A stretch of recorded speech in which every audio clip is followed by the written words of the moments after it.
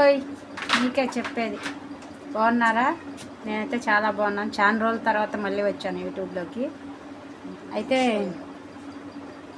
వచ్చిన మాట, మీరంటే ఇష్టం లేనప్పుడు మీ నెంబర్ బ్లాక్లో పెడతారు. అంటే మీకంటే ఎక్కువ ఇంకొకరు ఇంపార్టెంట్ అయ్యి ఉంటేనే మీ నెంబర్ బ్లాక్లో పెడతారు. ఓకేనా? కానీ వాళ్ళ కోసమే ఏడ్చి, వాళ్ళ కోసమే ఆలోచించి, వాళ్ళ కోసమే బాధపడద్దు. అర్థం చేసుకోండి ప్లీజ్.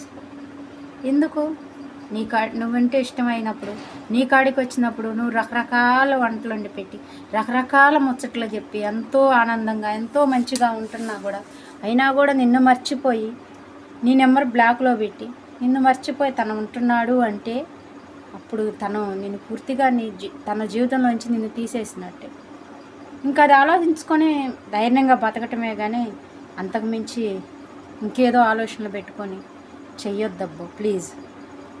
ఎందుకంటే నేను కూడా ఒక ఆడదాన్ని, కష్టాలు ఎదుర్కొన్నదాన్ని, నాకు కూడా అన్నీ తెలుసు. అందుకే చిన్న సలహా, ఏమనుకోమాకండి. వర్షానికి గొడుగు ఎంతో అవసరం, దాన్ని తీసుకొని బయటికి వెళ్తాం. వర్షం పోయినాక గొడుగు కూడా బరువైపోద్ది. అట్లానే మగోడికి ఆడదాంతో అంత అవసరం. వాడు అవసరం తీరిపోయినాక వాడు ఏం చేస్తాడో తెలుసా? బ్లాక్లో పెడతాడు లేదా దూరంగా ఉంటాడు. వాడికి బరువైపోతాం మనం. అందుకని ఆలోచించి, కానీ నీ అవసరం వాడికి అంతటితోనే అయిపోలేదు, ఇంకా ఉంది, ఇంకా నీ అవసరం వాడికి ఉంది. కానీ వాడు ఆయాల బాధపడాలి. నువ్వు బాగా బతుకుతూ చూడు, ఆయాల బాధపడాలి. నేను ఇట్లాంటి మనిషిని నా జీవితంలో నేను మిస్ అయ్యానా అని వాడు బాధపడేటట్టుగా బాగా బతకాల, ఉసిరిగా బతకాల. అంతేగాని అనవసరమైన మాటలు మాట్లాడుకొని అనవసరమైన టైం వేస్ట్ చేసుకోవద్దు. టైం పాస్ మనకి నచ్చినట్టుగా మనం టైం పాస్ ఎట్లయినా బతకొచ్చు.